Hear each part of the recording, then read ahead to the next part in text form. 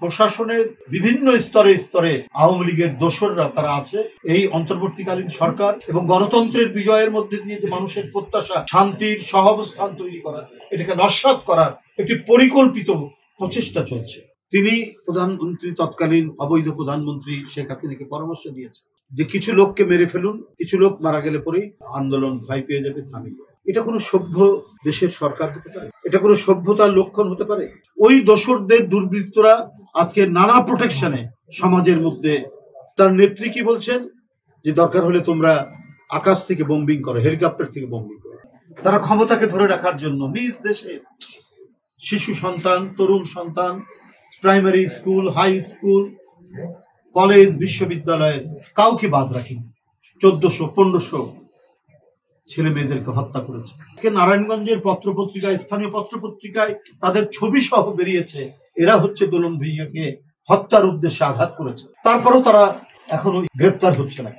আমরা বিএনপি পরিবারের আহ্বায়ক বিশিষ্ট সাংবাদিক আতিকুর রহমান রুম্মন, আমরা বিএনপি পরিবারের উপদেষ্টা ইঞ্জিনিয়ার সেলিম, উপস্থিত আছে নারায়ণগঞ্জ জেলা যুব দলের রনি সহ নারায়ণগঞ্জের বিভিন্ন পর্যায়ের নেতাকর্মী, সবাইকে ধন্যবাদ জানাচ্ছি যে তারা আমাদের এই আগমন উপলক্ষে এখানে উপস্থিত হয়েছেন। বন্ধুরা, এখানে আতিকুর রহমান রহমান আপনাদেরকে বলেছেন যে আজকের পরিবর্তিত পরিস্থিতিতে প্রতিটা মানুষ নিরাপত্তায় থাকার কথা। এই নিরাপত্তাহীনতা তৈরি করেছিলেন 16 বছর ধরে শেখ হাসিনা।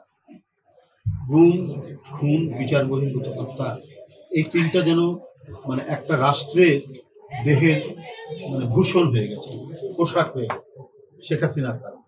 তো সেখান থেকে মানুষ পরিত্রাণ চেয়েছে, মানুষ বাঁচতে চেয়েছে, মানুষ তার সন্তানদেরকে স্কুলে পাঠিয়ে বা বাইরে কোনো কাজে পাঠিয়ে তারা আবার ফিরে আসবে, এই প্রত্যাশা মানুষ করেছে, এই প্রার্থনা মানুষ করেছে। কিন্তু আজকে ডক্টর ইউনূস সাহেব যখন তত্ত্বাবধায়ক সরকারের প্রধান, তখন কেন আজও সমাজের মধ্যে অপরাধীরা, দুর্বৃত্তরা আজকে দাপিয়ে বেড়াচ্ছে? আমরা শুনেছি যে 4 জনের পরামর্শে শেখ হাসিনা সকল অপরাধমূলক কাজ করেছে। ওবায়দুল কাদের, সালমান এফ রহমান, আনিসুল হক, এই আপনারা আরো যারা এখানে রয়েছেন, আরো একজন আছেন স্বরাষ্ট্রমন্ত্রী আসাদুজ্জামান কামাল, এই গ্যাং অফ 4 এরা যত হত্যা সব নির্দেশ দিয়েছে, মানে রাষ্ট্রটাকেই অপরাধী রাষ্ট্র করবে। তার একজন নিরাপত্তা উপদেষ্টার নাম তারেক সিদ্দিকী, তিনি প্রধানমন্ত্রী, তৎকালীন অবৈধ প্রধানমন্ত্রী শেখ হাসিনাকে পরামর্শ দিয়েছেন যে কিছু লোককে মেরে ফেলুন, কিছু লোক মারা গেলে পরেই আন্দোলন ভয় পেয়ে যাবে, থামিয়ে। এটা কোনো সভ্য দেশের সরকার হতে পারে? এটা কোনো সভ্যতার লক্ষণ হতে পারে? এটা কোনো সরকারের ন্যূনতম যাদের মধ্যে আইনি চেতনা আছে তাদের কি এটা বৈশিষ্ট্য হতে পারে? কিন্তু তাই ছিল। উপদেষ্টারা তার নেত্রীকে উপদেশ দিচ্ছেন, আর তার নেত্রী কি বলছেন যে দরকার হলে তোমরা আকাশ থেকে বোম্বিং করো, হেলিকপ্টার থেকে বোম্বিং করো। কয়েকদিন ধরে আপনারা পত্রিকায় দেখুন এই কথাগুলো, একবারে অডিও একে অপরের সাথে যে তারা কথা বলছেন, মেয়র তাপসের সাথে কথা বলছেন, তারপরে আরো অনেকের সাথে কথা বলছেন, তার মধ্যে স্পষ্টভাবে এই কথাগুলো একেবারে যাদের মনোবৃত্তি খুনির, যাদের মনোবৃত্তি ডাকাতের, যাদের মনোবৃত্তি রক্ত পিপাসা যাদের মেটে না, রক্ত তৃষ্ণা যাদের সবসময় রয়েছে, তারা দেশ পরিচালনা করছে। তারা ক্ষমতাকে ধরে রাখার জন্য নিজ দেশে শিশু সন্তান, তরুণ সন্তান, primary school, high school, college, বিশ্ববিদ্যালয়ে কাউকে বাদ রাখেনি। 1400-1500 ছেলে মেয়েদেরকে হত্যা করেছে, রিক্সাওয়ালাকে হত্যা করেছে, শ্রমিককে হত্যা করেছে, 450 বিএনপি নেতা কর্মীকে হত্যা করেছে, ছাত্র দলের 142 জন ছাত্র কর্মীকে তারা হত্যা করেছে। দেশ পরিচালনা করছিলেন, সেখান থেকে মানুষ প্রত্যেকে ছটপট করছিল। গুমট এক পরিস্থিতির মধ্যে মানুষ ছটপট করছে। সেই অবস্থা পুনরাবৃত্তি তো মানুষ চায় না। মানুষ তো 5ই আগস্ট থেকে একটু স্বস্তি পাচ্ছিল। তার আছে দোলন ভূঁইয়ার মতো একটি ছেলে, দলের একেবারে সামান্য একটা কর্মীর মতো, দলের একজন নিবেদিত প্রাণ কর্মীর মতো সে কাজ করতো। নিরীহ ছেলে, 1 ভাই বিদেশে থাকে, বোনদের বিয়ে হয়েছে, 2 বোনের বিয়ে হয়েছে, আর 2 বোন আছে। একেবারে সামাজিক ভদ্র একটা পরিবার, সে কিছু অন্যায়ের প্রতিবাদ করেছে। এই কারণে ওই দোসরদের দুর্বৃত্তরা আজকে নানা প্রোটেকশনে সমাজের মধ্যে অপরাধ করে বেড়াচ্ছে। বালুমহল, পাথর তোলা, নানা কাজের মধ্যে এরা ইনভলভ আছে। যে কথাটি এখানে আমরা বিএনপি পরিবারের আহ্বায়ক বলেছেন যে প্রশাসন এখানে নিশ্চুপ কেন? আজকে নারায়ণগঞ্জের পত্রপত্রিকায়, স্থানীয় পত্রপত্রিকায় তাদের ছবি সহ বেরিয়েছে এরা হচ্ছে দোলন ভূঁইয়াকে হত্যার উদ্দেশ্যে আঘাত করেছে। তারপরেও তারা এখনো হচ্ছে না কেন, গ্রেপ্তার হচ্ছে না কেন?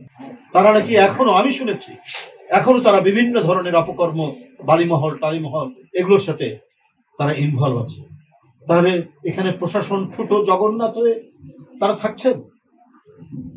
তার মানে কি, আজকে যে অভিযোগটা উঠেছে যে প্রশাসনের বিভিন্ন স্তরে স্তরে আওয়ামী লীগের দোসররা তারা আছে এবং এই অন্তর্বর্তীকালীন সরকার এবং গণতন্ত্রের বিজয়ের মধ্যে দিয়ে যে মানুষের প্রত্যাশা শান্তির সহাবস্থান তৈরি করা, এটাকে নস্যাৎ করার একটি পরিকল্পিত প্রচেষ্টা চলছে। বন্ধুরা, এই প্রচেষ্টা নস্যাৎ করতে হবে। আমি আজকে আপনাদের সামনে এই হত্যার উদ্দেশ্যে যাকে আঘাত করা হয়েছে, গোটা শরীর যার ক্ষতবিক্ষত, তার সামনে বলছি যে এই দায় কিন্তু প্রশাসনে যারা আছে, যারা প্রোটেকশন দিচ্ছে এই সমস্ত আঘাতকারীদের, এই সমস্ত দুর্বৃত্তদের, তারা যেই হোক তাদেরকে স্থানীয় প্রশাসন গ্রেফতার করছেন না কেন? এই প্রশ্ন আজকে সবার। আমাদের দাবি অবিলম্বে আজকের মধ্যে আমরা তাদের গ্রেফতার দেখতে চাই। এখানে যদি আর একটা ঘটনা যদি কিছু ঘটে, এর জন্য দায়ী থাকবে নারায়ণগঞ্জের স্থানীয় প্রশাসন। এত বলার পর সংবাদপত্রের সাংবাদিকরা এত সুস্পষ্ট ভাবে সবকিছু দেখার পরেও তারা যদি দাপিয়ে বেড়ায়, তাহলে এর জন্য দায়ী। আর যদি তাদেরকে কোনো শক্তিশালী কেউ প্রোটেকশন দেয়, তাহলে আপনার প্রশাসনের ব্যক্তিরা আপনারা জানান এটা, যে এই সমস্ত ব্যক্তিরা তাকে প্রোটেকশন দিচ্ছে, এই সমস্ত দুর্বৃত্তদেরকে। আমাদেরকেও যারা, আমরা আরো বেশি আইনি প্রক্রিয়া, সে যদি দলেরও কোনো লোক হয়, সে চূড়ান্ত সাংগঠনিক ব্যবস্থা দল থেকে চিরদিনের জন্য তাকে বহিষ্কার করা হবে। যেটা আমরা সারা বাংলাদেশে যে ব্যবস্থা নিয়েছি, সেই ব্যবস্থা থেকে ফিরে যাবে না। এরা দুর্বৃত্ত, এরা শুধুমাত্র দখল এবং চাঁদাবাজির সাথে যুক্ত। এদের সাথে আমি মনে করি গণতন্ত্রকামী কোন দল সম্পর্ক নেই। এরা স্থানীয়ভাবে বিভিন্ন দলের আশ্রয় নেয়, যেমন দোসরদের আশ্রয় থেকে তারা এই এলাকায় যে তাণ্ডব তৈরি করেছে। এখন কেউ কেউ হয়তো প্রোটেকশন দিতে পারে কোনো শক্তিশালী মহল বা ব্যক্তি, কিন্তু এটা ভেঙে চুরে তছনছ করে দেবে প্রশাসন। এবং এখানে যদি বিএনপির কেউ যদি, আমি মনে করি, প্রশাসনকে টেলিফোন করে তাদের জন্য, আপনারা আমাদেরকে জানাবেন। আমরা সে যতই পাওয়ারফুল নেতা হোক না কেন, তার বিরুদ্ধে আমরা ব্যবস্থা নেব। এবং এই ব্যাপারে আমাদের ভারপ্রাপ্ত চেয়ারম্যান জনাব তারেক রহমান এবারে কঠোর পদক্ষেপ নেওয়ার জন্য তিনি বলে দিয়েছেন। সব সময় তিনি সতর্ক দৃষ্টি রাখছেন, কেউ রেহাই পাবে না যদি দলের কেউ এই ধরনের কোনো ঘটনার সাথে জড়িত থাকে। আজকে আমরা এসেছি, আমাদের ভারপ্রাপ্ত চেয়ারম্যান যে কথাটি এখানে বলেছেন যে সারা দেশে তিনি যারা আন্দোলনে গুলি খেয়েছেন, আহত হয়েছেন, পঙ্গুত্ব বরণ করেছেন, দৃষ্টিশক্তি হারিয়ে গেছে, যাদের পা হারিয়েছে, হাত হারিয়েছে, তাদের পাশে এই আমরা বিএনপি পরিবারকে দিয়ে দৌড়াচ্ছে। আতিকুর রহমান, রুবন এবং মিথুন, এরা সারা বাংলাদেশে দৌড়ে যাচ্ছে তারেক রহমানের পক্ষ থেকে তাদের সাথে দেখা করার জন্য।